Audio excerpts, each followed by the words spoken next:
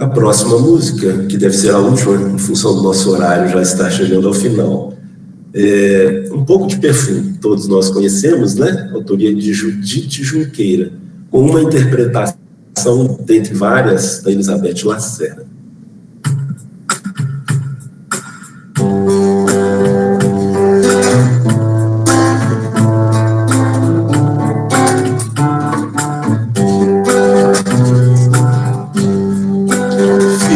Sempre um pouco de perfume nas mãos que oferecem rosas, nas mãos que sabem ser generosas, dando pouco que se tem aos que têm menos ainda. Enriquece o doador, faz sua alma ainda mais linda, dar ao próximo alegria, parece coisa tão singela, aos olhos de Deus, porém, é das artes a mais bela. Fica sempre um pouco de perfume nas mãos que oferecem rosas, nas mãos que sabem ser generosas, dando pouco que se tem ao que tem menos ainda. Enriquece o doador, faz sua alma ainda mais linda, dar ao próximo alegria, parece coisa tão singela, aos olhos de Deus, porém, é das artes a mais bela. Fica sempre um pouco de perfume nas mãos que oferecem rosas, nas mãos que sabem ser generosas.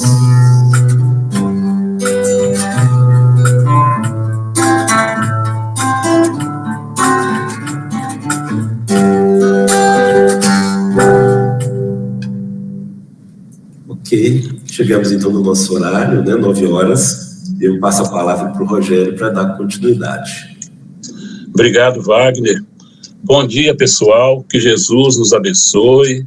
Sejam todos bem-vindos.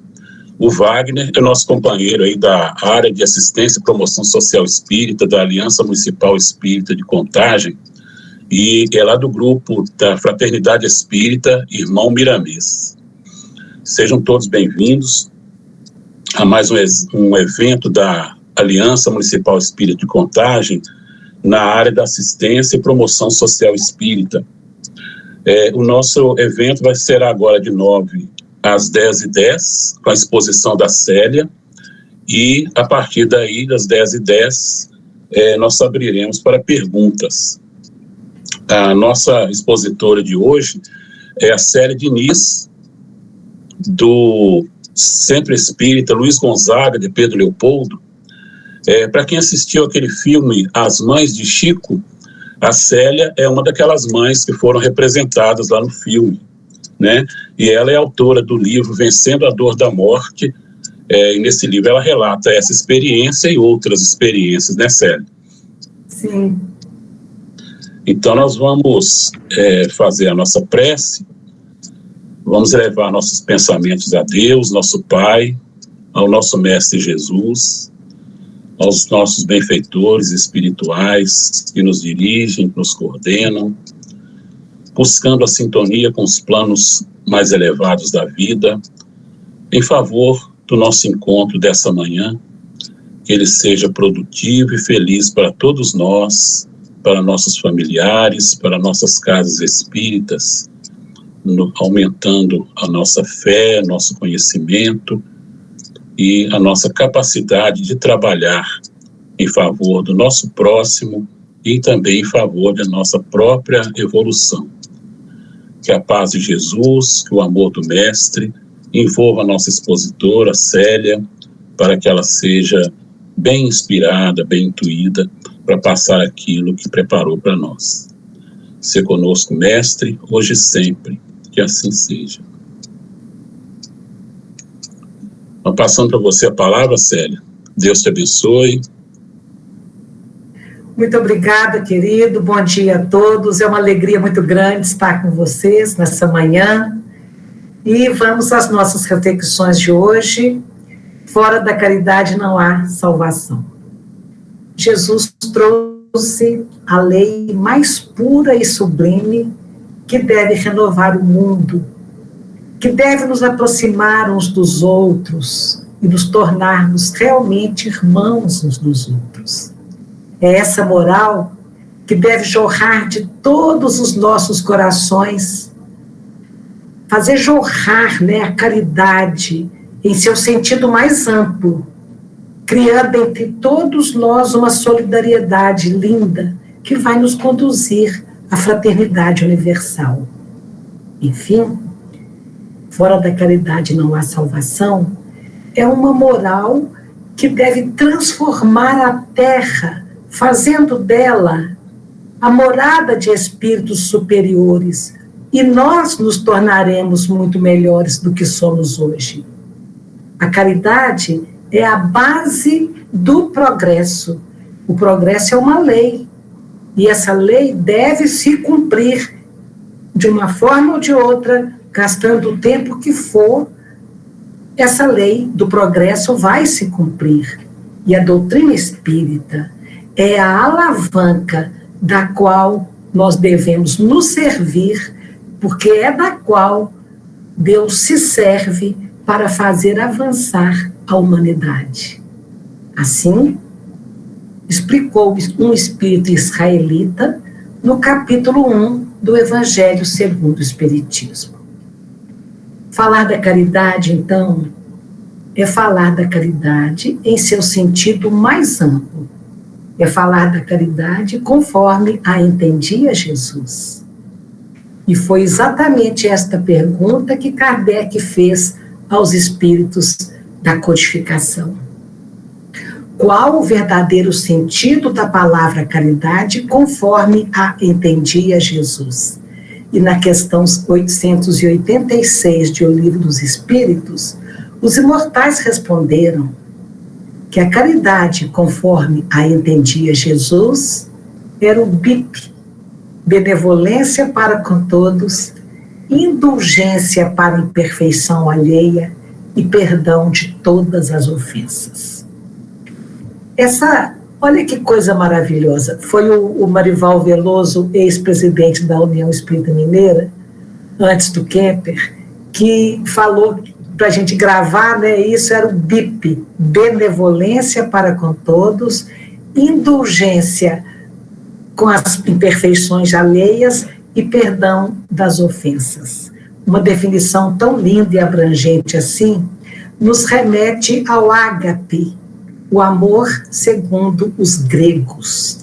Ágape, essa palavra é maravilhosa, é o amor que se dá, o amor que se entrega, é o amor incondicional. Então, nesse sentido, ágape foge de toda necessidade egoísta. Aquele que ama esse tipo de amor não olha as próprias necessidades. É um tipo de amor que não existe nele nenhum interesse pessoal. Porque nós estamos praticando a caridade por interesse pessoal, não é pelo outro. Outro dia nós refletíamos sobre isso, a Zélia está aí conosco, deve estar lembrando. As pessoas dizendo, Nossa, o centro espírita está fechado, eu preciso de ir lá, eu preciso de ir costurar, eu preciso de ir fazer sopa, eu preciso de ir aplicar passe, eu preciso. Então a gente não está indo fazer essas coisas ótimas que devem realmente ser feitas, não é porque o outro precisa, é porque eu preciso de fazê-las. Então há um interesse pessoal muito grande, e há mérito nisso, porque é um interesse sublime, mas é pessoal. E o ágape, a pessoa não possui nenhum interesse pessoal, é o ágape que envolve essa caridade sem a qual não há salvação.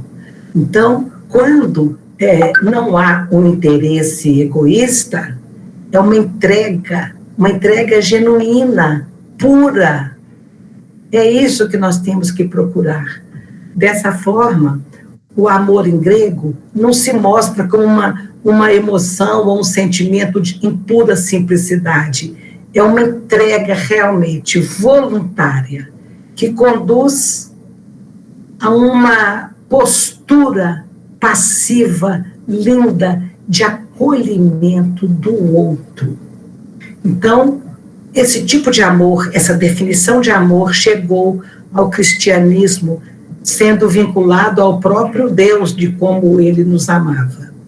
Isso fica bem exposto no Novo Testamento, naquela belíssima epístola de Paulo aos Coríntios, capítulo 3, me parece, o 13, onde o apóstolo Paulo indica que este amor que a gente está falando, que é a caridade no seu sentido mais amplo, é a caridade em ação, indica que este amor é paciente, é sem inveja, é sem maledicência, é sem egoísmo, é sem injustiça.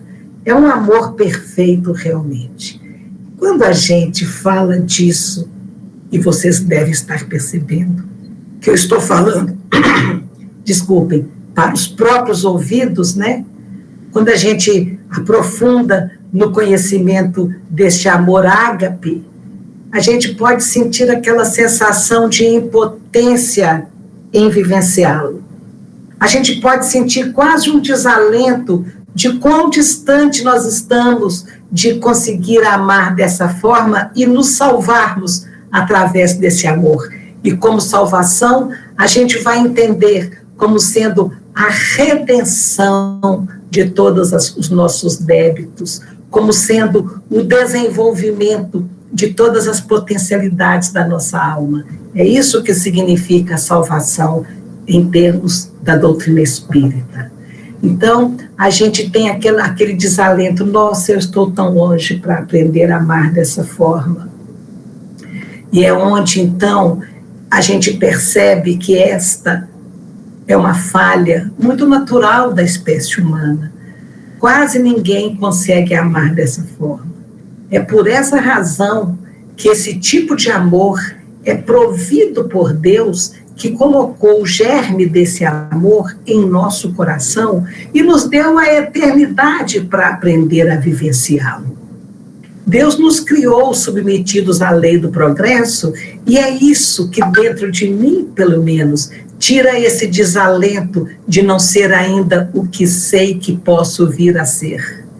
Então a gente pede a Deus que não permita que o nosso coração caia nesse desalento devido aos nossos próprios limites, para que a gente possa, forte, caminhar em direção a experienciar esse amor ágape. Então, nesses tempos, então, de pandemia, de reclusão social, onde os membros de uma família estão mais próximos, muito próximos, e se isso foi maravilhoso para alguns, foi uma coisa muito complicada para outras famílias, porque o relacionamento familiar complicou bastante. Porque antes era cada um saindo de manhã, chegando de noite, talvez não interagia nada, né? E ia cada um para o seu canto, para o seu quarto, para a sua televisão, para o seu computador, e não existia o atrito, né? Atritava-se menos. E Se o espírito israelita, lá do capítulo 1 do Evangelho, diz que a doutrina espírita é a alavanca da qual Deus se vale para trazer à Terra o progresso, vamos ver então, gente, como que é a vivência dessa caridade segundo o Espiritismo. E eu vou enfocar em família. Em família. Por que eu vou focar em família? Porque a família, segundo Emmanuel no livro Vida e Sexo, a família, a instituição da família, é a associação mais importante que a Terra tem. Porque a família tem essa função educadora, regeneradora. O lar é o alicerce de toda a civilização. É ali que a gente vai aprender a primeira lei de todos os tempos, que é amar a Deus acima de todas as coisas e ao próximo como a si mesmo.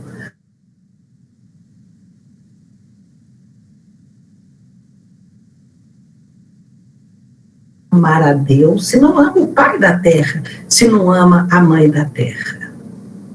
Então, a família tem que estar estruturada de uma forma que os pais despertem nos filhos este amor à paternidade, porque a partir daí, e maternidade, e a partir daí nós vamos entender, há um pai maravilhoso aqui na Terra, mas há um pai milhares de vezes mais maravilhoso no céu. No meio do casal, então, funciona o mecanismo da reencarnação, onde os espíritos vão chegando de acordo com as leis divinas, e isso possibilita a execução dos planos mais elevados que o mundo espiritual tem para nós, nos trazer à Terra para que possamos progredir. Essa é a questão 132 do Livro dos Espíritos, porque nós temos que encarnar para desenvolver as potencialidades, né? E para aprender a amar, e principalmente para ser um co-criador de coisas boas na sociedade, no meio que a gente vive. Então, os nossos entes queridos aqui da Terra, a parentela corporal, a nossa família corporal, ela é parte da grande família espiritual, sediada no além. Nós temos no além, de onde nós viemos, uma grande família espiritual. E a ligação que une esses espíritos são raízes de existências passadas. A família terrestre é formada por diversos tipos de espírito, porquanto na família corporal, na família material, nós vamos encontrar afetos e desafetos, amigos e inimigos, para ajuste e reajustes indispensáveis, segundo as leis do nosso destino. Isso nós vamos encontrar muito claro no livro Vida e Sexo de Emmanuel. Também no Evangelho, no capítulo Honrai Pai e Mãe, acho que é o capítulo 14, também levanta essa mesma questão, nos mostrando que as famílias se reúnem aqui por laços de amor e por laços de desamor, por simpatias pré-existentes e antipatias pré-existentes. Também pode acontecer no nosso relacionamento estreito aqui na Terra, com pessoas que não são propriamente da nossa família sanguínea, mas é mais como se fosse, porque às vezes são espíritos ligados a nós por verdadeiros laços de amizade. Eles vêm agregar ao nosso grupo familiar por nascimento, ou quando é carnal, quando é uma ligação da família material, ou simplesmente por outro tipo de aproximação, como cunhados, sogros, compadres, aquelas amizades duradouras.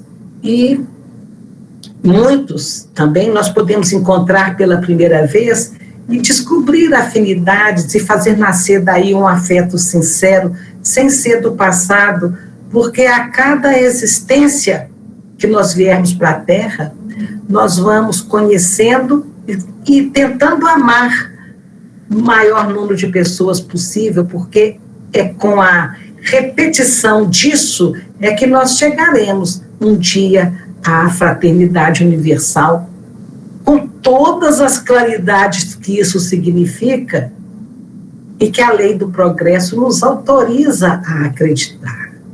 Vamos chegar à fraternidade universal.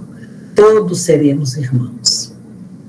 Em nossa parentela espiritual, nós encontramos, às vezes, pessoas que estamos ligados por diversos tipos de parentesco, né? Nosso pai, nossa mãe, nosso filho, nosso irmão. E essas diversas migrações vão possibilitando essa mudança de laço, né? De pai, de mãe, de filho, de irmão, de tio, de sogro, de cônjuge. Mas em cada existência nós vamos, às vezes, sendo ligados por um tipo de laço. Por um tipo de laço. Por isso, é por esta razão que nós podemos nos considerar todos irmãos, todos companheiros de viagem, de uma mesma viagem. Então, nós vamos encontrar no livro, nos domínios da mediunidade, a Alexandre, o mentor em questão, dizendo que a família consanguínea é uma reunião de almas em processo de evolução. Nós não podemos esquecer isso, porque senão a gente começa a cobrar reajustes, santificações em pessoas que não têm ainda a menor condição de realizar isso. Na família, os pais, quem está na posição de pai, busca a sublimação de si mesmo na renúncia em favor dos que estão na condição de filhos. Este é um aspecto muito importante, porque quando Deus nos empresta espíritos para ser nossos filhos, Santo Agostinho, naquele capítulo 14, realmente, do Honrai Pai e Mãe, ele vai dizer que nós seremos cobrados pelo que nós fizermos com os espíritos que Deus nos deixou sob nossa guarda para que nós os educássemos. Então, quando você tem filhos, o seu foco, o seu amor ágape, ele tem que começar a valer. Eu me lembro de um atendimento fraterno de um jovem adulto, não um adulto, ele devia estar com uns 30 e poucos anos, né, já é adulto, e ele estava casado há 7 anos, com todas as decepções que esses reencontros de reajuste pode trazer, e ele se apaixona por uma outra pessoa e vem para o atendimento praticamente querendo saber se ele teria perdão, querendo um aval, se aquela paixão, se aquele reencontro de almas, porque era um reencontro, ele pergunta se ele poderia vivenciar esse outro amor, né, se ele podia seguir em frente.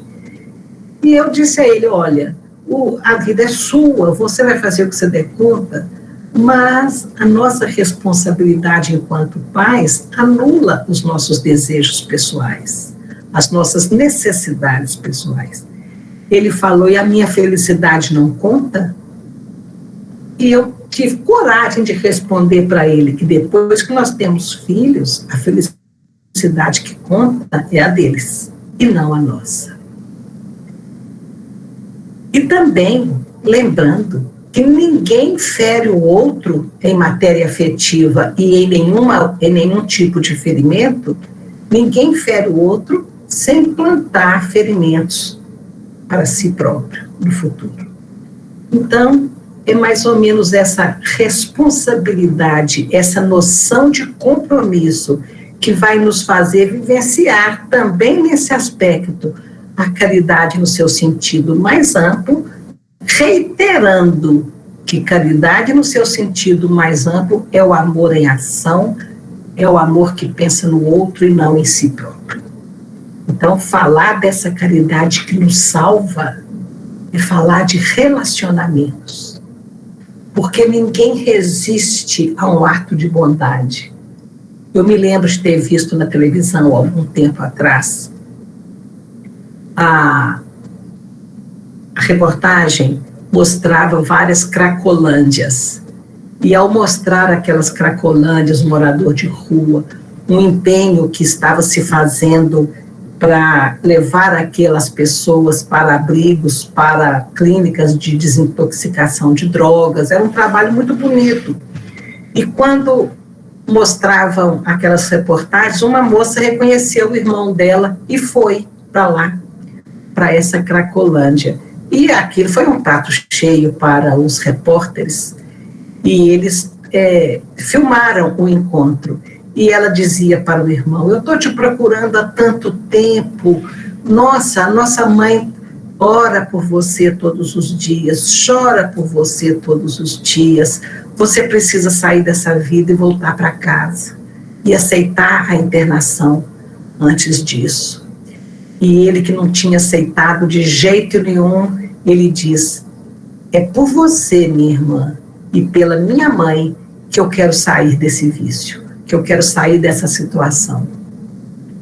É pelo amor de vocês. Então, olha aí o amor que salva. Ninguém resiste a um ato de bondade.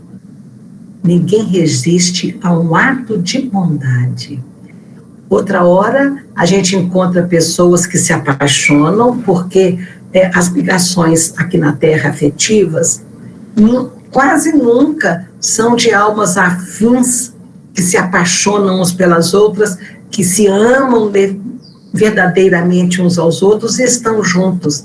Normalmente são ligações redentoras, onde você vai primeiro pagar sua conta com o destino e depois você vai vivenciar aquela ligação maravilhosa de almas afins. Então, geralmente, vem aquela prova de encontrar a sua alma afim em outro compromisso. Você também, às vezes, é que está em outro compromisso.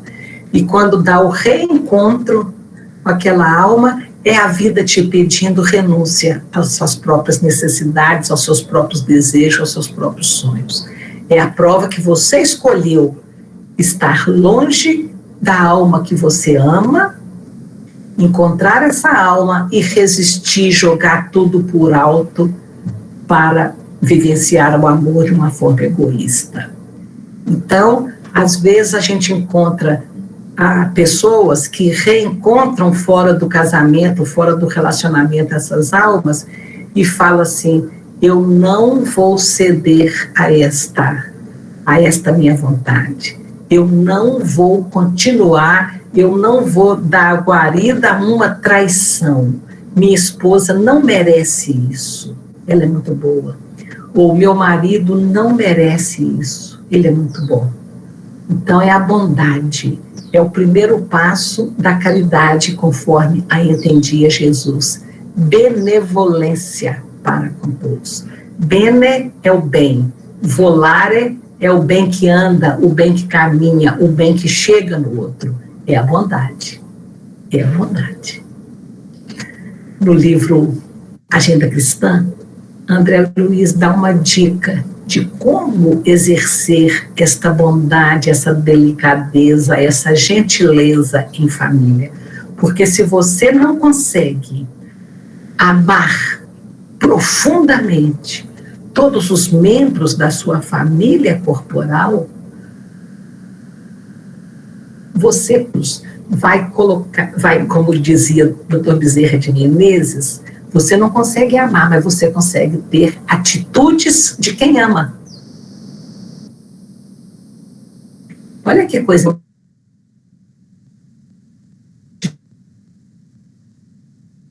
Atitudes de quem ama.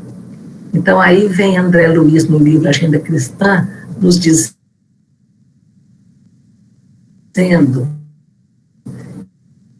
que nós devemos procurar tratá-la, oferecendo o nosso melhor às pessoas que chegam, às pessoas com as quais nós temos até pouca afinidade. E à medida que você vai se afinizando, que cresce a intimidade, nós fechamos a comporta, né, das nossas gentilezas e guardamos os nossos melhores sentimentos para quem não mora conosco. Então, privar as pessoas do nosso convívio diário, do nosso melhor, e guardamos o nosso melhor para os outros, isso é uma coisa que acontece na maioria dos relacionamentos. Então, a gente começa a receber, vamos supor, um amigo, uma pessoa amiga na nossa casa. A pessoa chega a primeira vez, fulano, você aceita, você vai tomar água, fulano, você aceita um copo d'água? A pessoa aceita, você vai lá, pega a água e entrega para a pessoa. Quando aquela pessoa vai de novo, fulano, você já é de casa, pega lá o que você quiser. Já acabou ali a delicadeza. E com o parente de dentro de casa, é assim que a gente faz. Chegando nesse ponto de relaxamento, né? O sorriso, o gesto delicado, o tom de voz mais ameno, mais carinhoso, as expressões de cortesia, somem. É o nosso presente apenas para os estranhos, de forma que, quando recebemos uma visita ou na rua, nós somos um, e dentro de casa, nós somos outros. Tudo que nós temos de bom é dádiva que a gente oferece só para quem está passando rapidamente pela nossa vida. Aqueles que constroem conosco o dia a dia, privados desse enorme patrimônio que nós todos temos, de civilidade, de gentileza, de atenção. Por que o amor entre os membros de uma mesma família, entre os cônjuges, adoece e se transforma desse jeito? Porque antes ele era um jardim bem cuidado, né, pelos nossos sentimentos, e depois ele virou um terreno abandonado, cheio de erva daninha para todo lado. Então, a caridade que nos salva é a bondade para com todas as pessoas, sem relaxar dessa bondade que a gente está entendendo aqui como delicadeza, como gentileza, como carinho, como atenção, como solidariedade. É essa bondade que vai salvar e que nós vamos começar a vivenciá-la dentro da nossa casa primeiro. E depois, ou ao mesmo tempo, com as pessoas também estranhas, que não são estranhas, são, na verdade, nossos irmãos, mas nós não podemos negligenciar aquele parente. A gente deixa um jovem no quarto há uma semana e vai para a casa espírita fazer atendimento fraterno. Isso é complicado. O segundo passo que os espíritos imortais responderam a Allan Kardec, da caridade conforme a entendia Jesus, da caridade que vai nos salvar finalmente, é a indulgência. Indulgência. Como a gente esquece? E nós somos tão necessitados da indulgência alheia e não conseguimos praticar essa indulgência, que é essa capacidade, essa característica de aceitar o outro como ele é, dar ao outro o direito de não ser perfeito. Meu Deus, é tão óbvio, né, gente? A indulgência que nós devemos ter com os outros, na verdade, a gente está aí criticando, cobrando. A gente olha uma criança aprendendo a andar, ela anda 3 passinhos e cai, anda 3 passinhos e cai. E, no entanto, a gente continua carinhosamente, levanta, anda, você vai dar conta. Por que nós não podemos aceitar a infantilidade espiritual das pessoas com as quais convivemos? Por que nós não podemos aceitar as quedas de quem ainda não amadureceu o próprio caminhar? Porque somos crianças espirituais. Todos temos defeitos. Por que exigir do outro uma perfeição que nós ainda não temos? Então, se a gente pensa que o Evangelho que nós temos como a bússola de nossas vidas, está em nossas vidas para cobrar do outro um comportamento de cristão, nós não entendemos absolutamente nada, porque a cobrança só afasta as pessoas. A intolerância nos faz solitários. Nós emanamos uma energia insuportável quando nos tornamos os cobradores do comportamento cristão. Então, as pessoas se afastam de nós, as pessoas, a ponto de, quando a gente não toma cuidado, eu me lembro, e agora confesso a vocês, eu sempre sou considerada muito forte para as perdas de entes queridos, né? As pessoas falam, nossa, ela superou tão bem e tal e tal.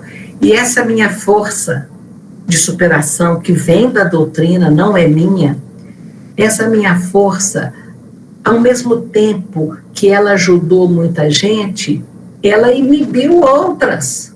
Por quê?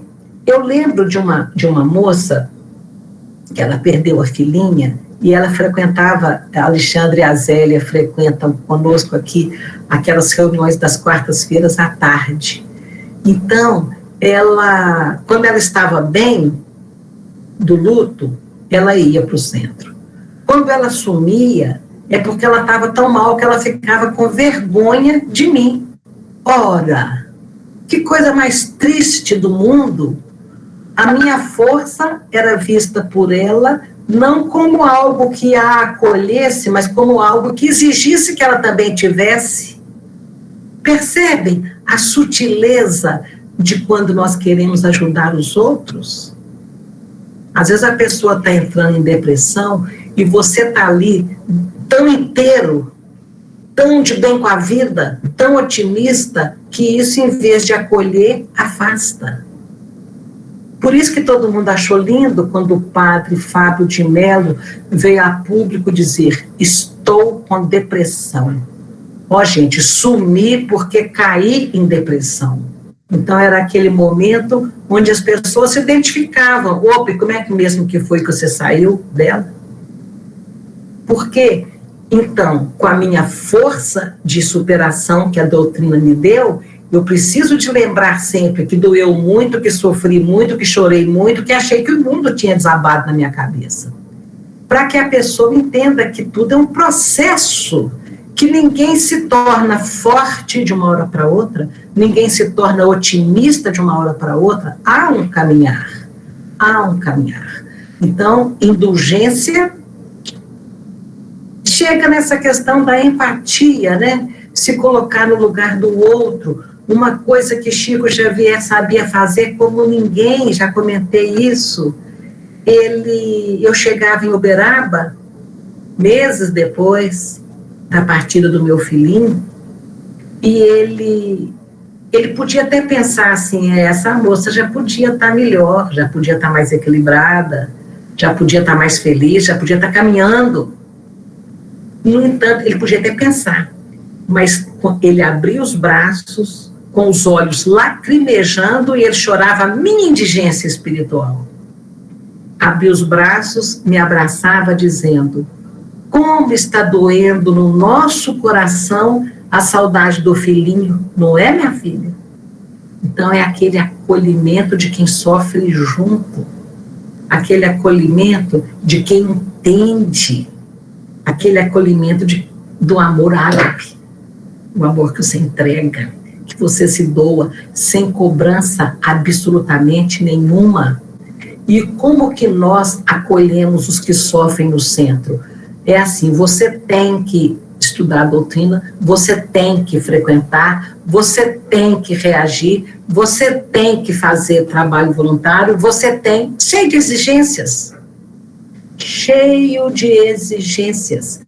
Você tem que saber que a vida continua. Não, você tem que saber que a morte não existe. Coisas que nós levamos 20 anos para compreender. Essa morte desse jeito foi uma escolha. Como é que a gente quer que a pessoa entenda? Numa conversa de meia hora, teorias verdades que nós levamos 20 anos para compreender. Indulgência para com as imperfeições alheias. Indulgência com a ignorância alheia. Aquela pessoa que está ali na nossa frente, a empatia não pode ser o contrário. Em vez de eu me colocar no lugar daquela pessoa que não sabe absolutamente nada da justiça divina, nada das leis da vida, em vez de eu me colocar no lugar daquela pessoa, como Chico fazia, como está doendo? Eu quero que aquela pessoa se coloque no meu lugar. Você tem que fazer isso, tem que fazer isso, tem que fazer isso. No meu lugar, que estou estudando há 20 anos a doutrina. Percebemos? Percebemos que a gente é intransigente, que a gente é exigente, que a gente é intolerante, mesmo quando queremos praticar a famosa caridade, pensando que estamos nos salvando com este amor equivocado, com esse interesse equivocado que nós temos oferecido às pessoas, como se estivéssemos ajudando. E saímos ali do atendimento fraterno com a alma lavada, imaginando, ai, que bom que é poder servir a Jesus. E Jesus passou longe. O exemplo de Jesus passou longe do que estamos fazendo. É muito o que aprender, né? Por isso que a gente tem que pedir a Deus que não permita que o desalento, que o desânimo conosco, quando a gente se percebe tão imperfeito, que a gente não permita, que Deus não permita que isso nos afaste do trabalho.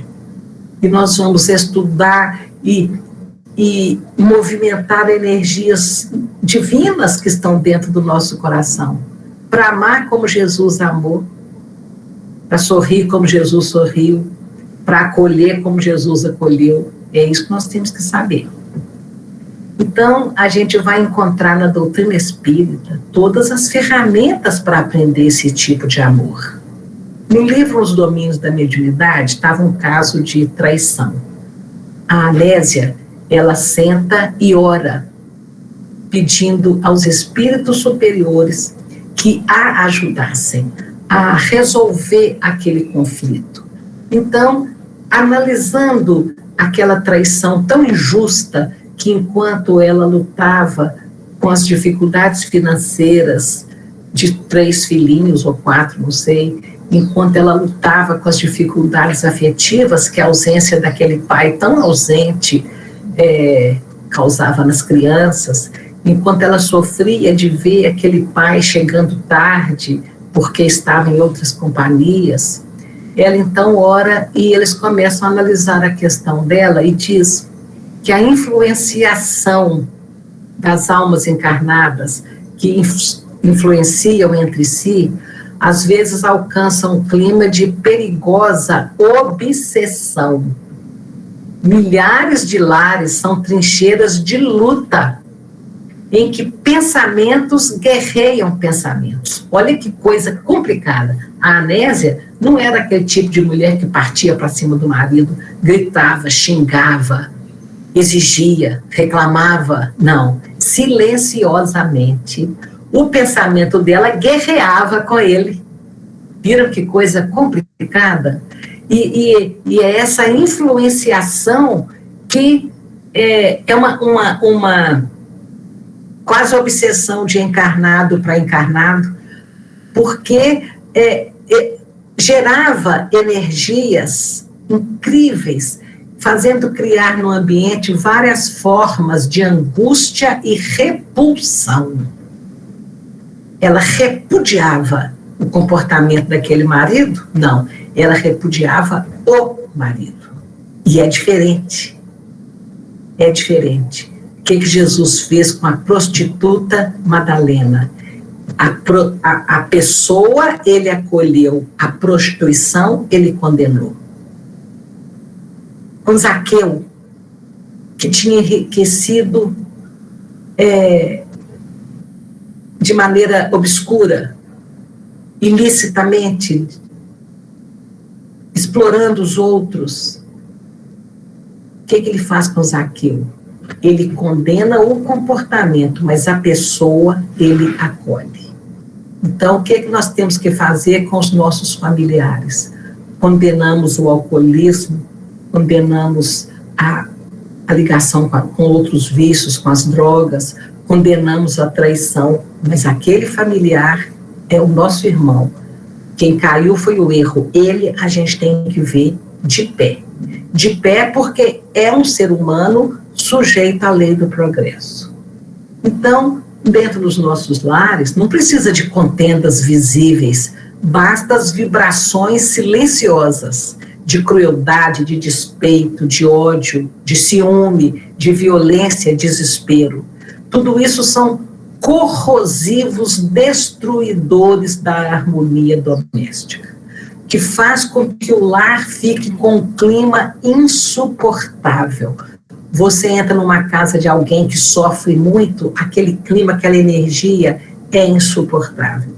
E a influência de uns para os outros e a influência que se capta dessa energia tão destruidora é muito maior do que nós imaginamos. Porque os pensamentos, os sentimentos, as emoções, elas agem e reagem uns sobre os outros. E nós vamos obsediando uns aos outros. Do mesmo modo que na família há aqueles familiares encarnados ou desencarnados que protegem, que ajudam, que elevam. Com quem que nós vamos nos sintonizar? Com os nossos espíritos familiares superiores que nos assistem ou com aqueles irmãos em dificuldade que estão convivendo conosco ali, encarnados no dia a dia.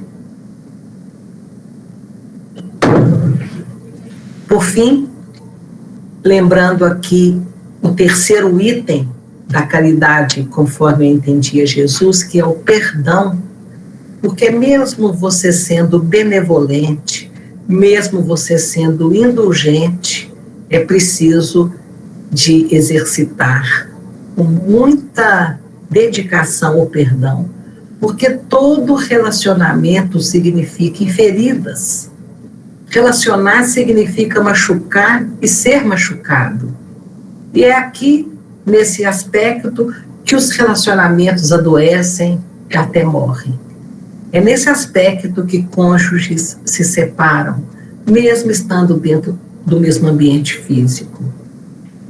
É nesse aspecto que os filhos se distanciam a milhares de quilômetros de distância, mesmo estando dentro do quarto ao lado do seu, quando não distanciam de fato. Então é aqui que nós adoecemos, é aqui que os relacionamentos adoecem, quando experimentamos a ofensa de alguém ou quando ofendemos. Quando ofendemos. Chico Xavier dizia que nós somos um lago, na superfície calmos e tranquilos, no fundo cheio de lodos, e o lodo é a mágoa. Outra hora, quando ofendidos, nós somos muito educados, muito bonzinhos, mas se alguém nos contrariar, a gente vira uma fera. Sou muito bonzinho, mas não mexe comigo não. A gente faz isso, então você não é bonzinho. Então a gente relaciona com o outro, cavando no fundo, procurando defeitos, prestando atenção nos defeitos, e não enxergamos o lado bom. Amar é procurar enxergar o lado bom. Então a gente fica procurando o defeito do outro, a gente fustiga, a gente cobra, a gente exige. E quanto mais a gente cava, mais defeito a gente acha. E quanto mais convivência nós temos com as pessoas, mais nós cavamos, mais nós procuramos defeitos de forma mais profunda. E a gente fala, eu te conheço bem.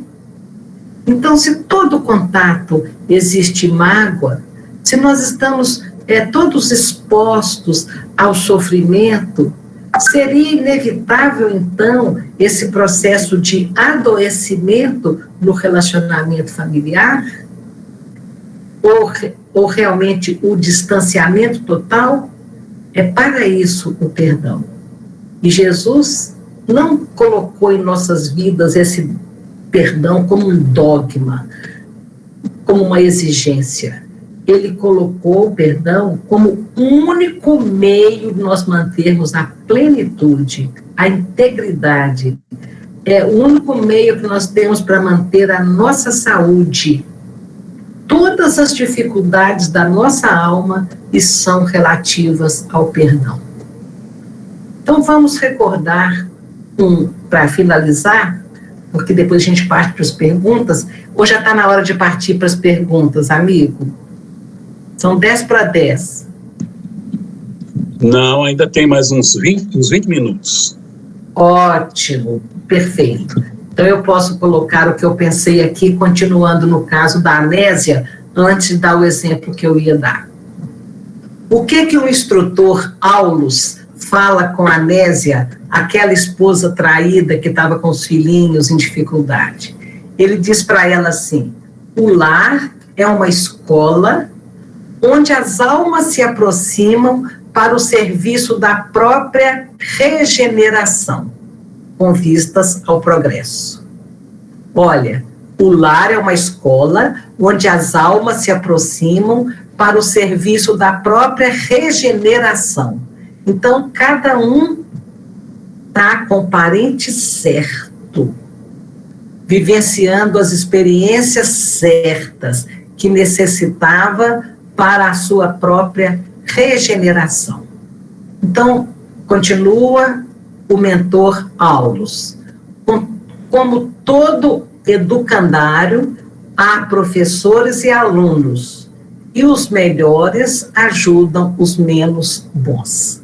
Quer dizer, a alma, o espírito mais maduro, não vou falar nem mais evoluído, porque as pessoas, Emmanuel dizia que nós temos muito mais de imaturidade do que de maldade.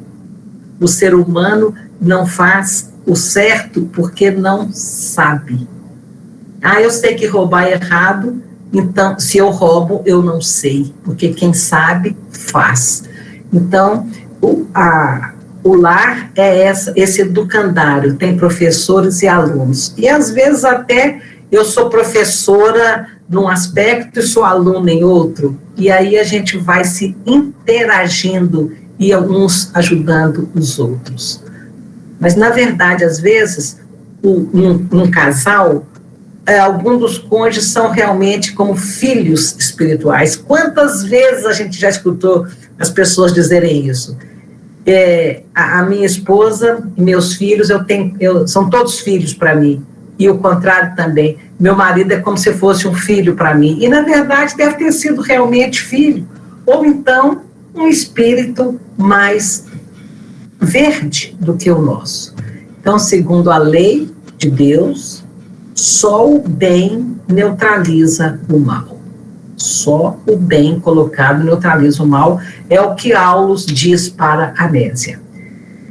E fala com ela: ainda que tudo pareça conspirar contra a sua felicidade, ainda que tudo pareça conspirar contra a sua felicidade, ame, sofra o que você tem que sofrer, mas ajude, porque o tempo se incumbirá de expulsar as trevas que nos visitam, à medida que aumente o seu mérito moral.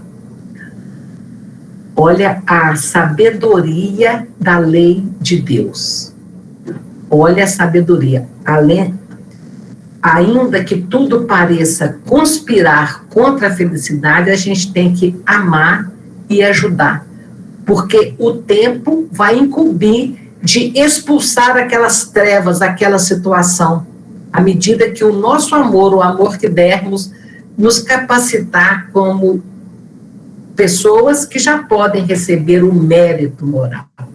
Então, o que tinha acontecido? A Anésia orou pela própria situação e ela não conseguiu modificar os fatos. O marido dela não passou a ser bonzinho depois da oração.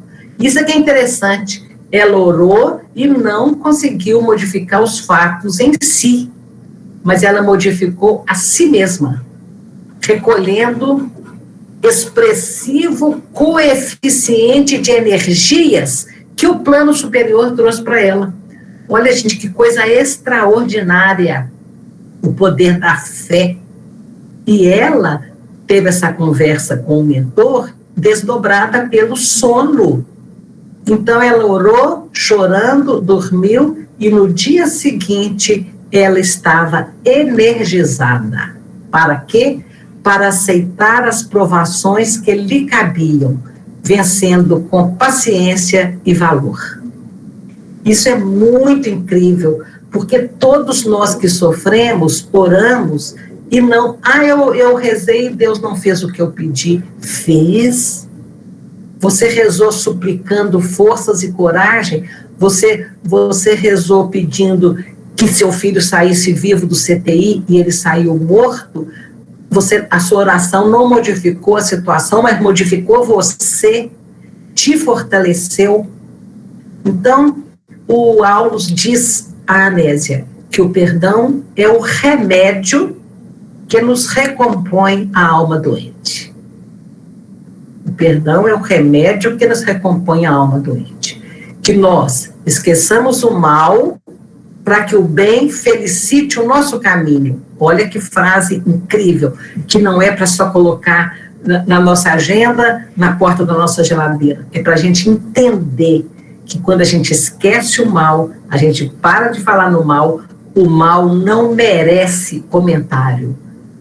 Quando a gente esquece o mal, deixa para lá, o bem nos felicita. O bem nos faz feliz. Então, isso é que é ser caridoso. É isso que é encontrar a salvação. E agora, então, encerrando, eu quero recordar um fato de Chico Xavier, da vida dele, que sempre foi e será para nós um modelo de vivência evangélica. Então, há muitos anos, ele era muito jovem ainda, ele já tinha começado as suas atividades de psicografia, e ele tinha um cão chamado Lorde. Ele amava profundamente esse cão, porque o cão era dele e do Zé Xavier, irmão dele, e o Zé Xavier falou assim, olha, se eu morresse, você vai cuidar do Lorde. O Zé Xavier tinha esses pressentimentos, até mais fortes do que esse, porque Pedro Leopoldo, naquela época, tinha um carnaval que era um bloco de 10 pessoas, e a família de Chico Xavier cantando na rua, cantando, o pai com o violão, o Chico cantando, aquela coisa mais pura do mundo, aquelas marchinhas lindas, e o Zé, então, era o carnavalesco de Pedro Leopoldo, só tinha isso, ia na rua e cantava. Na década de 30, por aí, 1930. Que daqui a pouco a gente vai falar da década de 30 e nós já estamos aqui no terceiro milênio.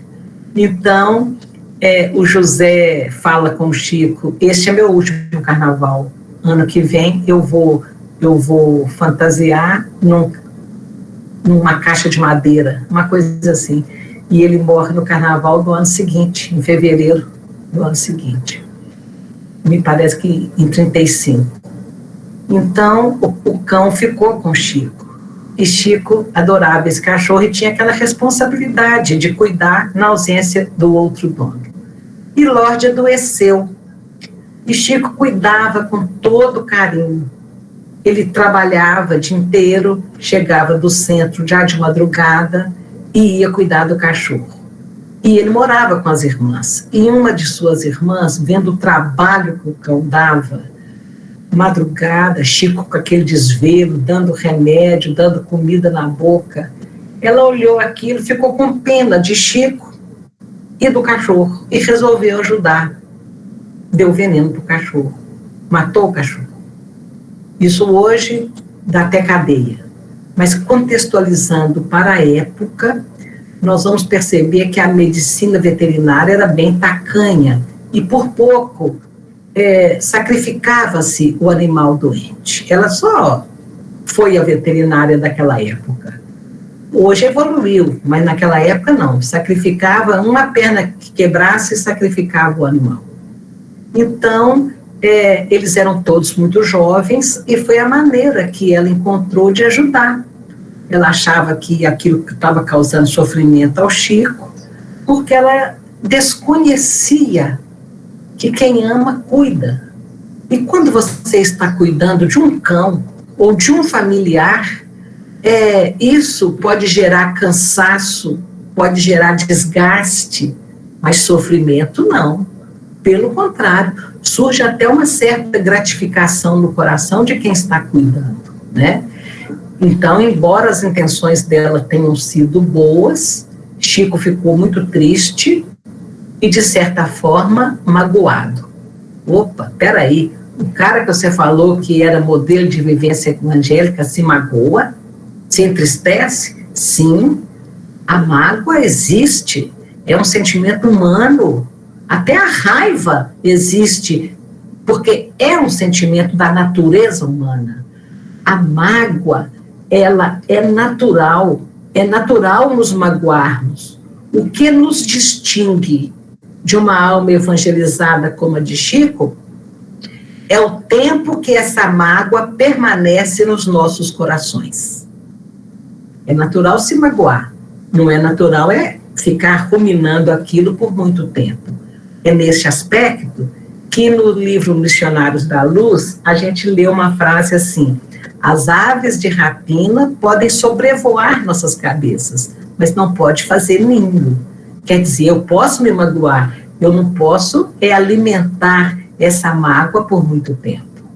Então, ele estava magoado, estava triste. O guia espiritual dele, Emmanuel, se aproxima e diz: Chico, essa mágoa que você sente, ela está formando uma nuvem em torno do seu coração. Essa questão que você está aí alimentando com a sua irmã, que deixou de ser uma questão íntima, familiar, privada, no momento em que essa mágoa passou a perturbar sua atividade mediúnica. E isso, para todos nós médiuns, para todos nós trabalhadores, é importante saber. Você está chateado, você está magoado, você não está conseguindo perdoar, vou para a casa espírita, vou trabalhar que eu dou conta. Dá conta, a mágoa passa, mas você dificultou sobremaneira o trabalho dos instrutores espirituais que estão por ali, te intuindo, te ajudando, te orientando para que a tarefa seja razoavelmente bem feita. Então, Emmanuel diz a Chico: essa mágoa que você está sentindo está perturbando, porque nós estamos encontrando dificuldade em nos aproximarmos de você. Percebem? Percebemos isso? O guia espiritual estava encontrando dificuldade em aproximar, porque o coração estando cheio de sujeiras, sujidades, nós não vamos conseguir captar a presença dos mentores e eles não vão conseguir se aproximar de nós. E Chico fica tão apavorado que ele pergunta: Emmanuel, o que eu devo fazer? Ele diz: descubra algo que a sua irmã realmente gosta e quer e compre para ela. E Chico falou: ela que me magoa, eu que tenho que dar o presente? Emmanuel responde: a receita não é minha, é de Jesus.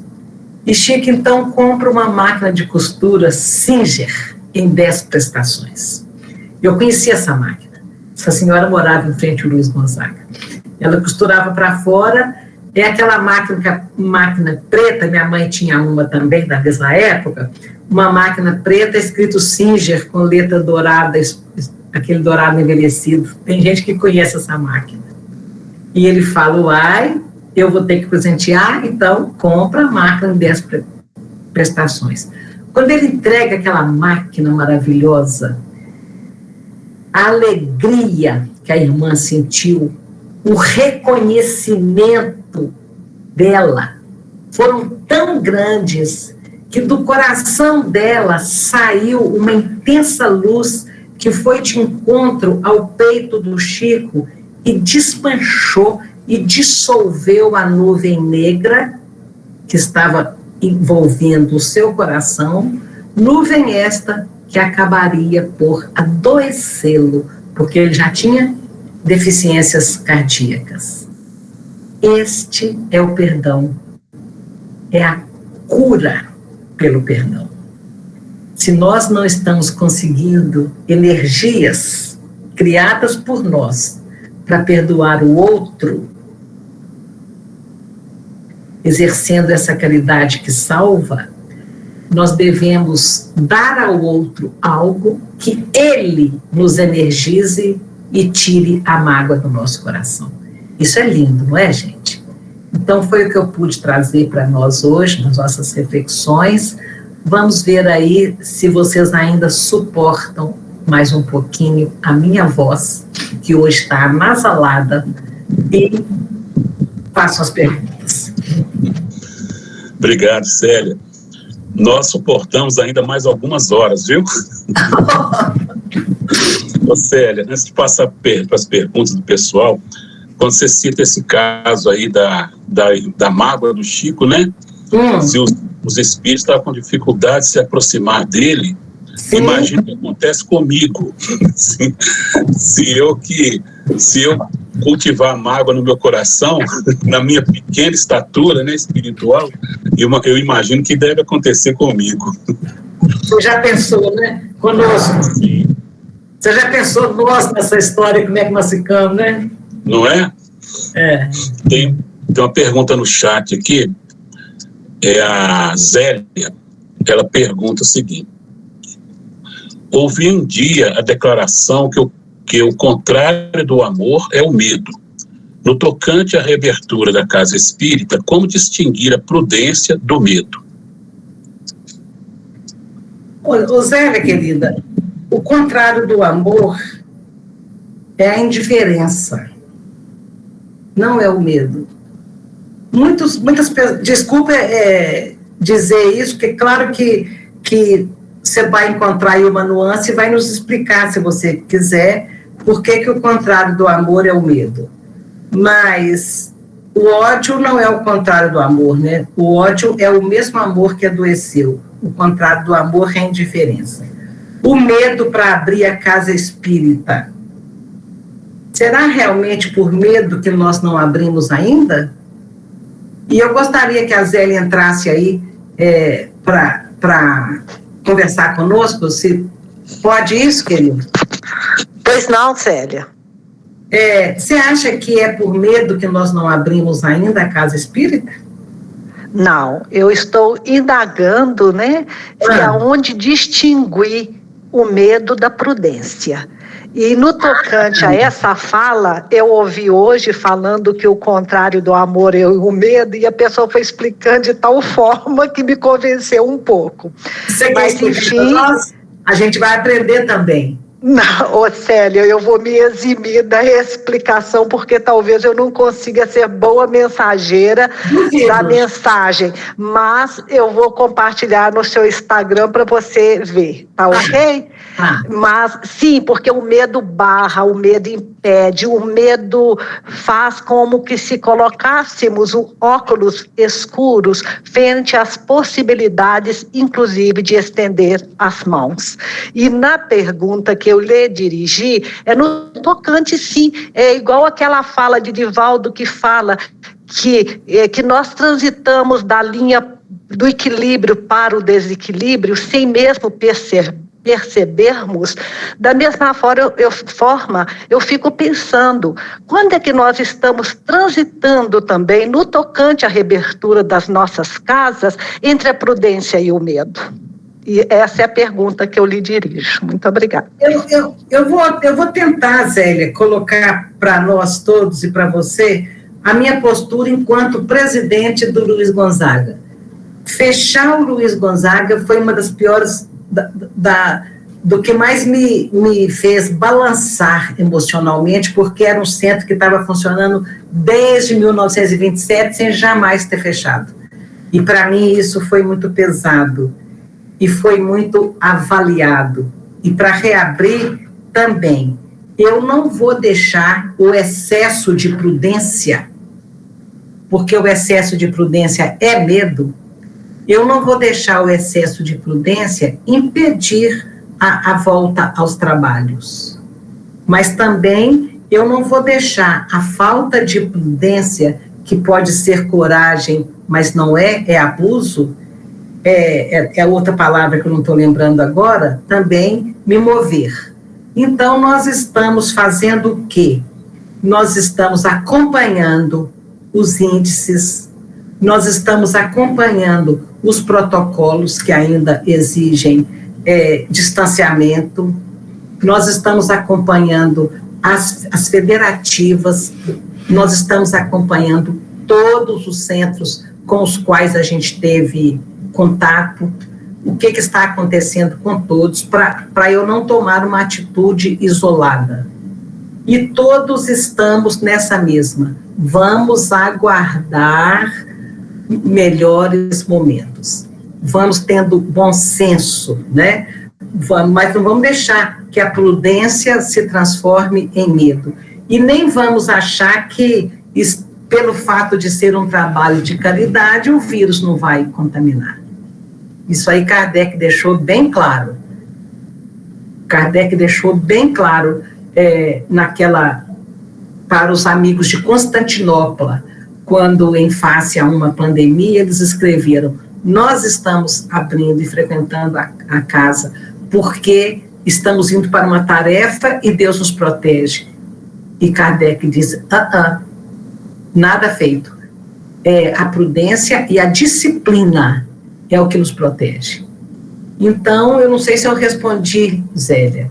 Hoje eu fico pensando, o nosso salão ali, para atendermos as normas protocolares para as reuniões públicas, eu colocaria 20 pessoas nas reuniões públicas, apenas 20 pessoas.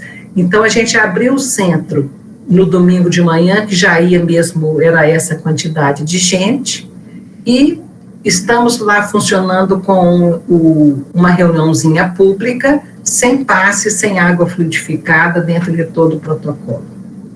Então, é isso. Algumas atividades, a livraria está aberta, o atendimento fraterno continua virtual, e nós não vamos deixar que a prudência se exceda, nos tornando medrosos e deixando de fazer o que tem que ser feito.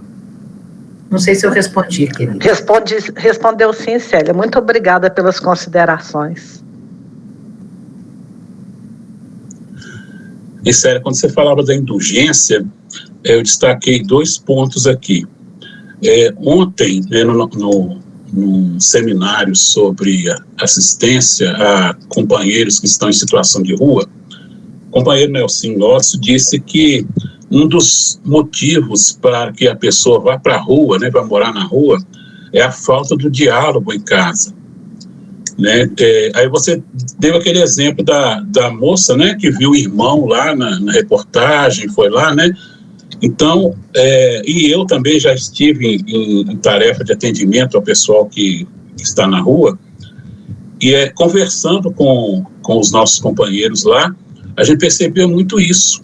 Um estava na rua porque não combinava com o irmão, o outro não aceitava as regras do pai, o outro não combinava com a sogra. Então, é isso mesmo, né? É falta do diálogo em casa, né? Com certeza, com certeza. É aquele momento que o relacionamento deixou de ser regado, deixou de ser cultivado, porque um bom jardineiro, já que a nossa família tem que ser um jardim encantado, que nós vamos procurar que seja encantado, o bom jardineiro, ele é vigilante e ele sabe quando uma erva daninha está invadindo a plantação.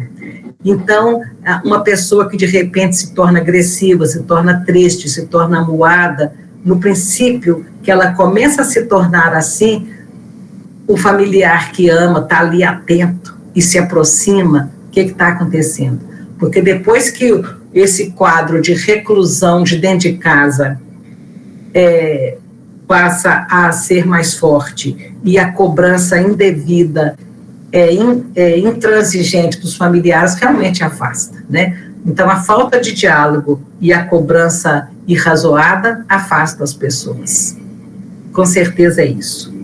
É a falta da urgência. E emendando aí, né? Muitas vezes a gente exige do outro aquilo que nem a gente é capaz de fazer, né? Com certeza a gente quer ver o evangelho aplicado no outro, já que nós não damos conta. Querido, eu posso fazer uma pergunta para uma pessoa que eu estou vendo aqui na tela? Pode, ficar à vontade. Maria Campos, você é de Belo Vale?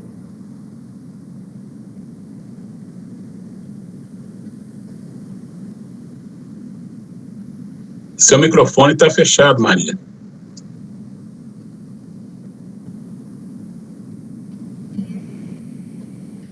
Vê com ela aí se ela pode responder, se ela é de Belo Vale, ou se morou lá.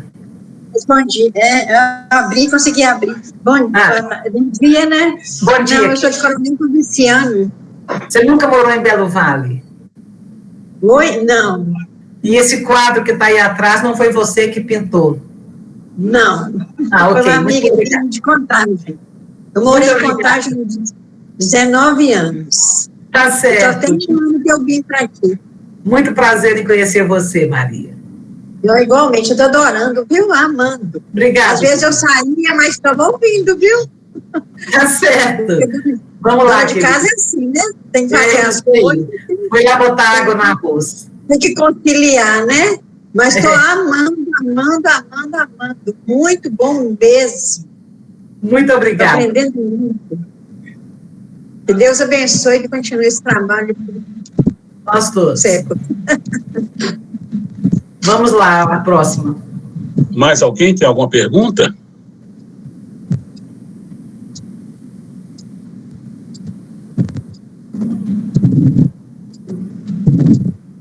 Você foi bem clara e esclarecedora, né? Ninguém tem mais dúvida? Foi. Muito mesmo. Amei.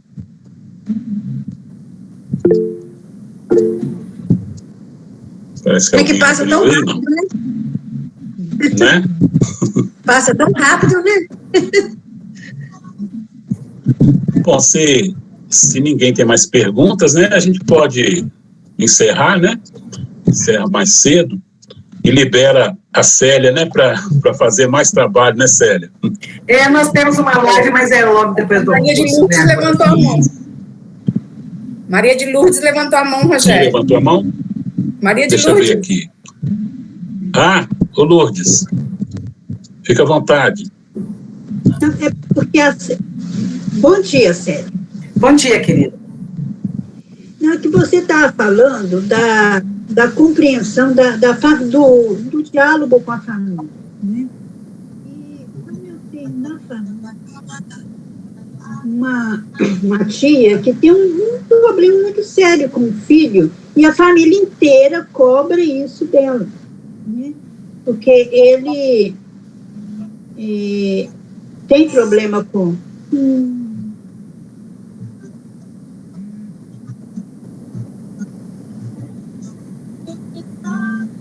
Lourdes, seu som está sumindo aí.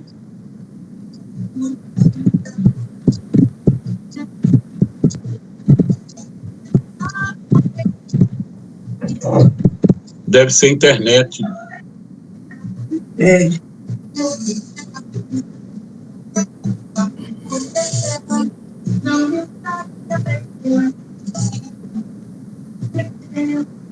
Ela dizia de alguém que tinha problema com o filho e todo mundo cobra. Até ela voltar, vamos levantar as hipóteses.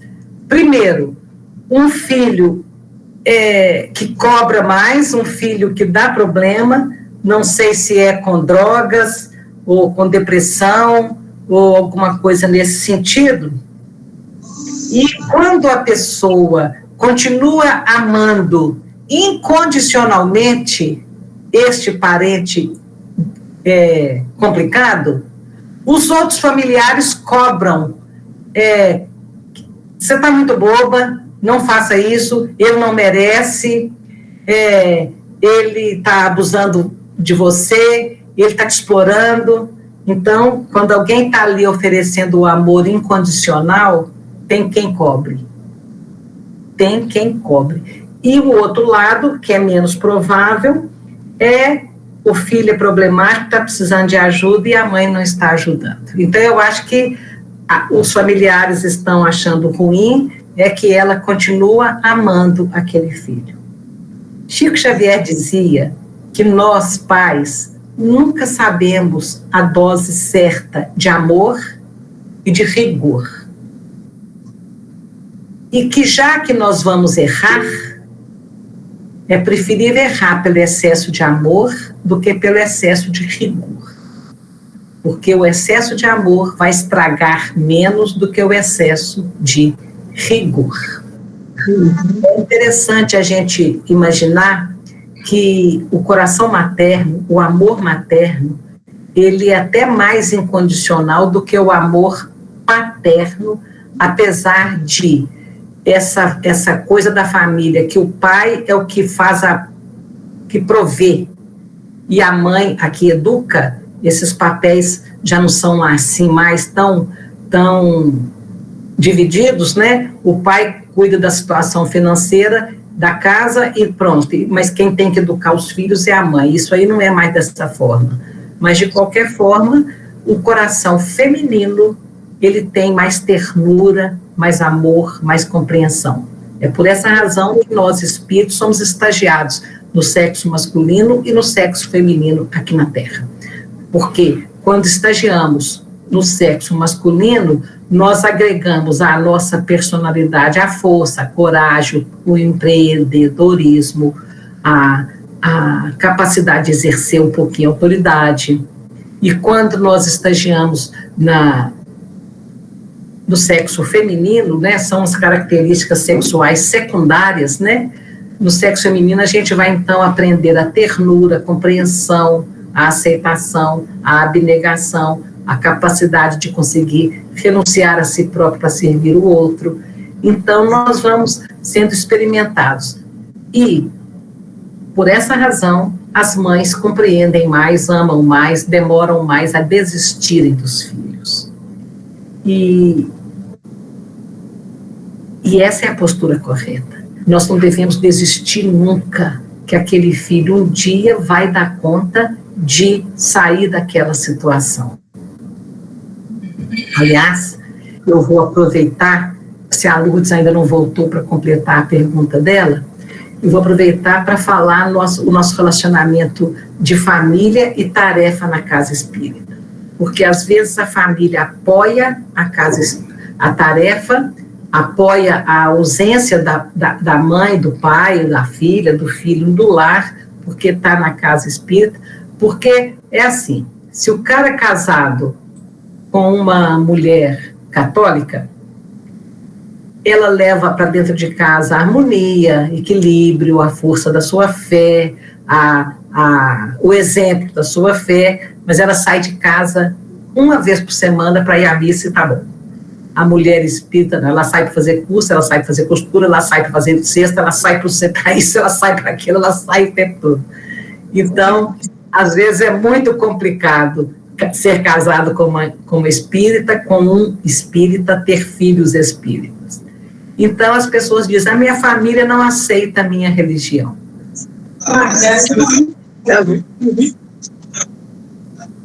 A minha família não aceita a minha religião.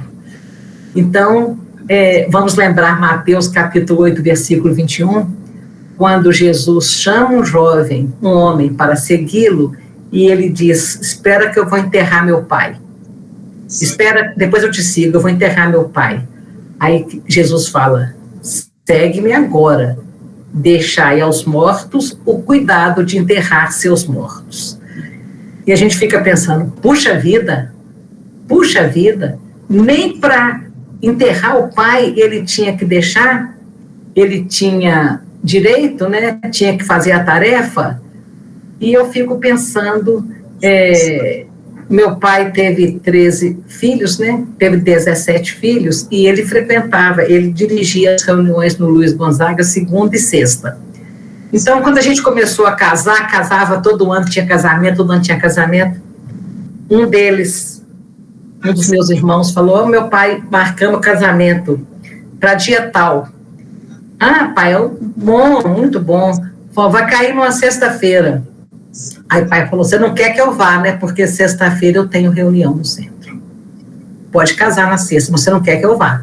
Porque você sabe que eu tenho compromisso. Aí teve que mudar o casamento para o sábado. Porque era dia de compromisso. E isso ele me ensinou. Eu não vou para o centro fazer a palestra, não é porque eu não tenho nada para fazer, não. Eu tenho. Se meu filho estiver fazendo aniversário, se meu neto estiver fazendo aniversário, igual foi comemorado o aniversário do neto no dia que eu tenho tarefa, e era uma segunda-feira, poxa, podia ter feito um bolinho no domingo de tarde, foi feito na segunda-feira. Eu falei, ok, eu chego depois da reunião. Então, esse dia, acabei minha palestra e não esperei a reunião acabar, mas fiz minha palestra. Aí ficou todo mundo lá esperando a vovó chegar para cantar parabéns, porque os nossos familiares, muitas das vezes, eles têm dificuldade de aceitar o nosso trabalho, porque trabalho para eles é o que é remunerado. O que não é remunerado não é trabalho.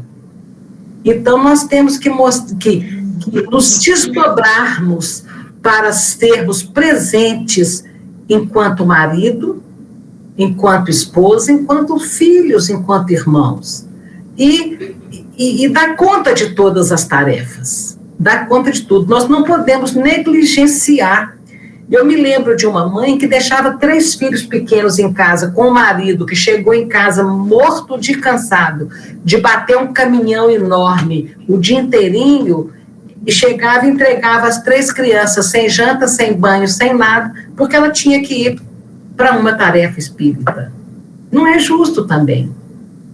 Primeiro, a gente tem que se virar e se organizar de uma forma que nós vamos atender os vários aspectos da nossa vida. Mas esse lado aqui permite que primeiramente eu enterro meu pai, e Jesus fala, deixa aos mortos o cuidado de enterrar seus mortos. Esse jovem, ele deveria ser o mais velho, porque é o mais velho que cuida disso na sociedade judaica. Ele tinha o direito de progenitura, tudo seria dele, inclusive a direção da família aí para frente era um dever dele, cuidar dos pais e depois cuidar de toda a família, herdar tudo sozinho. Só assim, depois de cuidar de tudo, é que esse filho estaria livre, inclusive para constituir a sua própria família. Então, essa era a lei judaica. Mas a lição que encerra isso é uma lição de desapego. É como alguém dissesse, minha obrigação é cuidar só da minha família. A minha obrigação é na casa espírita. Está faltando bom senso, né? Está faltando equilíbrio, né? Por outro lado, eu não posso ficar cobrindo todas as tarefas que não são importantes antes de qualquer atividade. Às vezes você está contando com um voluntário para uma tarefa importante, você passou para ele aquela tarefa e, de repente, na última hora, ele liga e fala, minha filha veio passar o domingo aqui comigo, eu não vou poder ir. Na última hora. Filho, você não avisou? Eu tenho uma tarefa, eu preciso de ver se eu consigo alguém para me substituir, você me espera aqui, ou vão comigo trabalhar. Então, nós não podemos ficar sujeitos aos caprichos dos nossos familiares. Nós temos que estar sujeitos às nossas obrigações, né? Porque quando você cuida só da sua família, a gente vai perceber que os ensinamentos de Jesus apontam para outra direção, onde todos somos irmãos. Todos somos irmãos, nós não podemos esquecer isso, né? Não é só o sanguíneo que conta. Então, aquele jovem, ele pediu para Jesus um tempo. Às vezes, nós também pedimos um tempo. Nós pedimos um tempo tão longo para enterrar, ou para cuidar dos nossos familiares, que nós passamos várias existências enterrando e sendo enterrado, sem encontrar tempo para mais nada, além do estreito círculo familiar.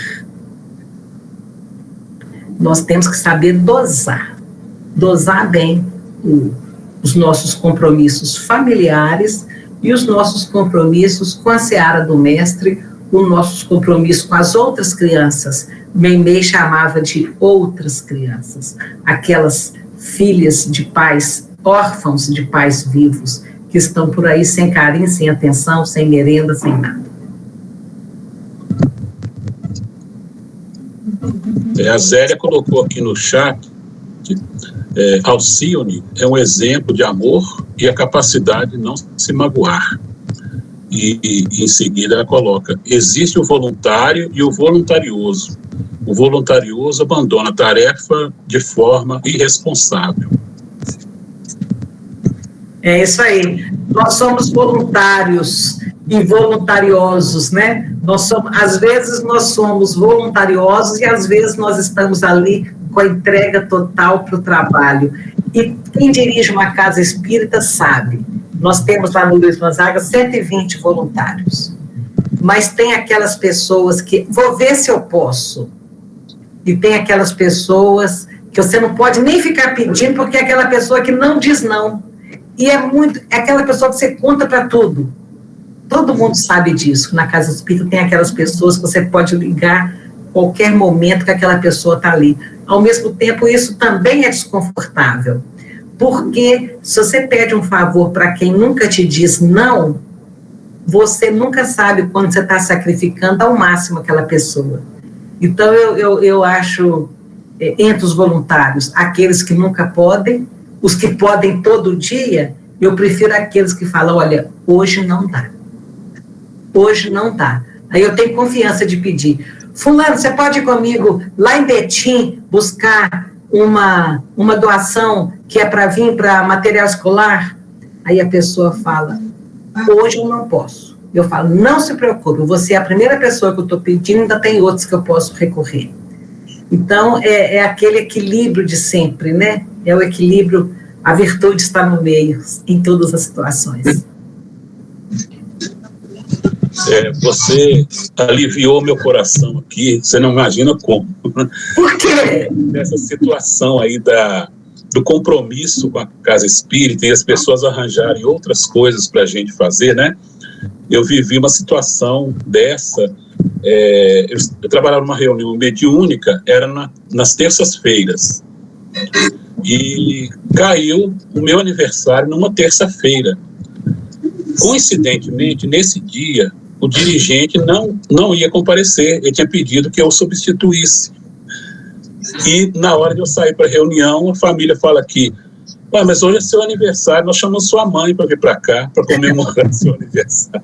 E eu fui para a reunião, disse, não, mas em cima da hora, como é que eu vou arrumar alguém para me substituir? E, aliás, nem teria alguém para substituir naquele dia, né? E eu fui para a reunião. Voltei em casa já umas 10 horas da noite, né? Minha mãe estava aqui ainda, fiquei um pouquinho com ela, levei ela no ponto do ônibus, mas isso ficou me espetando no meu coração, né? Por que eu não faltei na reunião aquele dia para receber... Não é uma escolha fácil, né? Não é uma escolha fácil, nós não podemos radicalizar, mas esse dia você não tinha escolha. Você não tinha escolha, né? Às vezes a situação assim, você vai ser mais um ali e vai ter o seu papel, mas você não vai estar, os outros todos não vão estar dependendo de você para que a coisa aconteça. Então, tudo isso é muito relativo, né? As pessoas, uma cunhada minha disse assim, você dedica à casa espírita esse tempo que você dedica, porque eu sou aposentada, né? Porque você não tem netos. O dia que você tiver neto, você vai ver que o seu interesse vai mudar, porque não tem como você não ficar com eles. Então, eu fiquei pensando, será que ela pensa que eu trabalho na casa espírita por tédio, para ocupar o vazio da minha vida? Será que ela pensa que o meu motivo é esse? Ou é a responsabilidade que eu tenho de dar continuidade a um projeto que Chico Xavier entregou para os meus pais e meu pai me entregou, minha mãe me entregou? Então, não tem neto que me tire dali. Não tem neto. Eu amo meu netinho, às vezes eu estou fazendo live e ele está passando atrás, ele faz careta, eu nem vejo. Está com 5 anos, fez 5 anos essa semana, mês passado. Então, mas eles têm que entender. Tudo bem. Ele tem que entender e há deveres que estão além de... Quem escreveu? É o Antônio. Há deveres que estão além de quê? De outros deveres. Muito interessante. Então, a gente não pode radicalizar porque a religião não pode irritar os nossos familiares. A nossa ausência, se irritar, a gente não vai conseguir conquistá-los para o processo religioso, porque o bater de frente vai afastar os nossos familiares. Por isso que é preciso de muito diálogo, muito bom senso, muita negociação e muita entrega quando não tiver em tarefa. Muita entrega. Quando meu netinho nasceu, eu parei de jogar tênis. Praticamente eu parei. O tempo que eu dedicava ao tênis, eu comecei a dedicar a ele, porque a doutrina eu não posso parar. Aqui, posso falar, né? Só um minutinho. Eu estou com muito pesar que vou ter que sair agora. Queria tanto vir até no final, que eu estou amando, mas, infelizmente, eu tenho um compromisso do meu cachorrinho para tomar uma injeção. É isso aí. Tem que agradecer a veterinária, deve atender hoje, né? Domingo ainda, marcou 10h30, eu estou segurando aqui. Pronto, tá certo. Ô, gente, muito obrigada, amei, valeu mesmo. Foi o... Como é que fala? Não estou achando a palavra, não, mas eu sei que é um banquete espiritual. Foi um domingo, assim, maravilhoso. Que Deus abençoe todos, tá? Muito obrigada mesmo. Vai com Deus. E quando tiver mais, se Deus quiser, eu quero... Fica com Deus. Amém, obrigada. Mais alguém, gente? Mais alguma pergunta, mais alguma colocação? A Zélia? Não?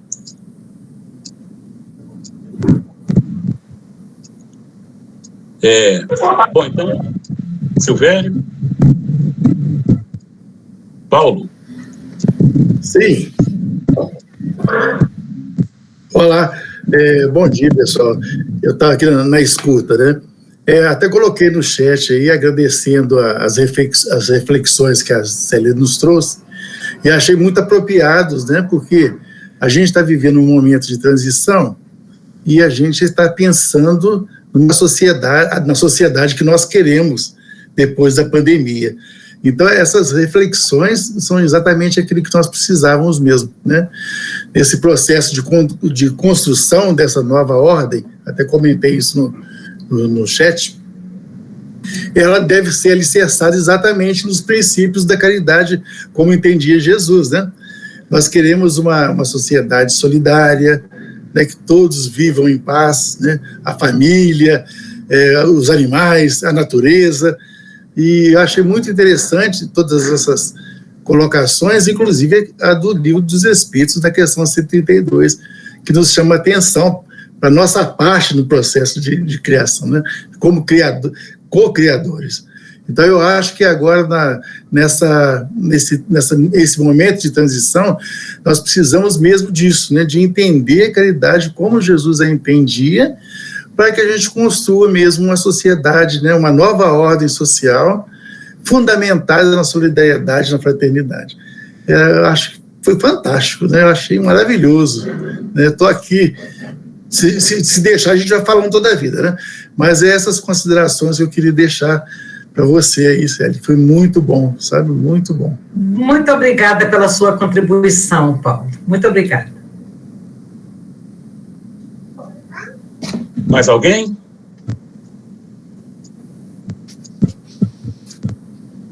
Está todo mundo esclarecido?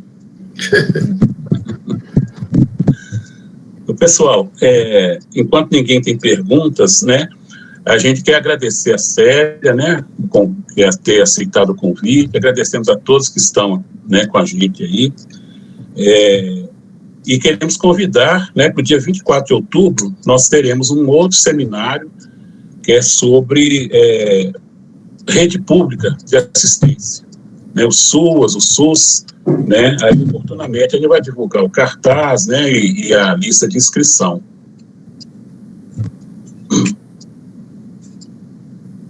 Mais ninguém? A Zélia agradece. E, Célia, mais alguma colocação? Não, querido, só mesmo agradecer a vocês essa manhã tão gostosa entre amigos, né? A gente tão distante, mas tão próximos uns dos outros. E sim, quero agradecer muito essa oportunidade de trabalho hoje. Beleza. Então, nós vamos partir para o encerramento, né? Tem um companheiro nosso aí, o Paulo, veio de longe, né, Paulo? Lá de Juiz de Fora, lá da Zona da Mata. Vou convidar o Paulo a fazer a prece final para nós. Rapaz, que privilégio. Que boa, coisa boa. A minha garganta hoje, você viu que está danada, né? O tempo Juiz de Fora esfriou, rapaz, de repente, assim, a garganta ficou... sentiu, né, a dificuldade. Mas vamos sim, vamos elevar os nossos pensamentos até o nosso plano mais alto, porque realmente foi um momento muito especial, esse que nós tivemos, né? E agradeço muito a todos por ter me convidado. Querido Mestre Jesus, nesse momento, Senhor, que nós estamos encerrando esse encontro maravilhoso, nós queremos te agradecer, Senhor Jesus, porque nós estivemos aqui, reunidos, unidos pelo coração, buscando um objetivo maior, que é trabalhar a caridade tal qual como o Senhor a entende.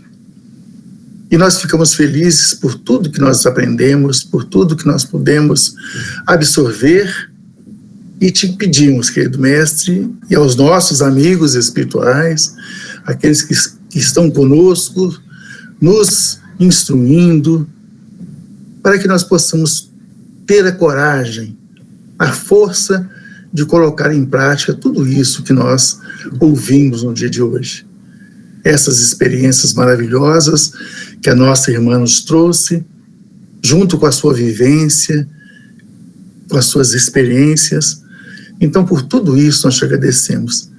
E que o Senhor possa nos abençoar a todos e possamos, Senhor Jesus, de novo nos reencontrarmos brevemente para conversarmos um pouco mais do seu Evangelho à luz da doutrina espírita. Muito obrigado, Senhor Jesus, que saiamos dessa reunião melhores do que quando nós aqui entramos. Que assim seja, querido Mestre. Obrigado, Paulo, obrigado, Célia, obrigado a todos que estiveram conosco, o Wagner, que fez a harmonização para nós, e todos os presentes que contribuíram, né, e que ouviram. Bom domingo a todos, que Jesus abençoe. Então, a todos vocês. Bom dia a todos.